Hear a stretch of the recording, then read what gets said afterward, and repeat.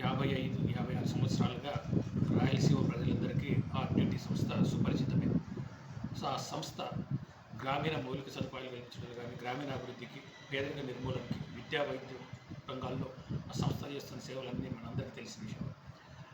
గత కొన్ని రోజులుగా ఆ సంస్థకు FCRA లైసెన్స్ రెన్యువల్ కాక చాలా ఇబ్బందులు ఎదురవుతోంది. ఫండ్స్ రాక ఆ కార్యక్రమాలన్నిటికీ ఆటంకాలు ఏర్పడినాయి.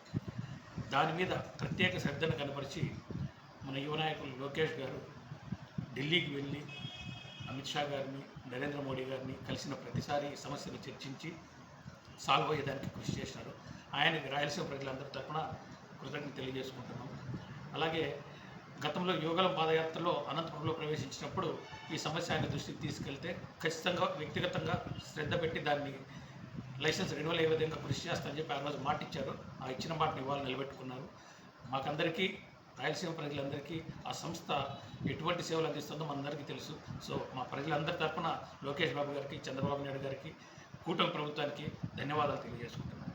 అలాగే కూటమి ప్రభుత్వం ఎప్పుడు కూడా ఇటువంటి ఈ సంస్థలకు ఎప్పుడు చేదోడు వాదోడుగా ఉంటూ సమాజానికి ఉపయోగపడేటువంటి సంస్థలకు చేదోడు వాదోడుగా ఉంటూ ముందుకు తీసుకెళ్తుంది. గతంలో మనం గమనించినట్టయితే ఈ FCRA రెన్యువల్ కానప్పుడు వైసీపీ అధికారంలో ఉన్నప్పుడు వైసీపీ నుంచి ఎటువంటి ప్రయత్నమూ లేదు. ఇవాళ గత 2 సంవత్సరాలుగా చాలా శ్రద్ధ పెట్టి లోకేష్ బాబు గారు పని ఏ విధంగా చేస్తారు. ఆయనకి మరొకసారి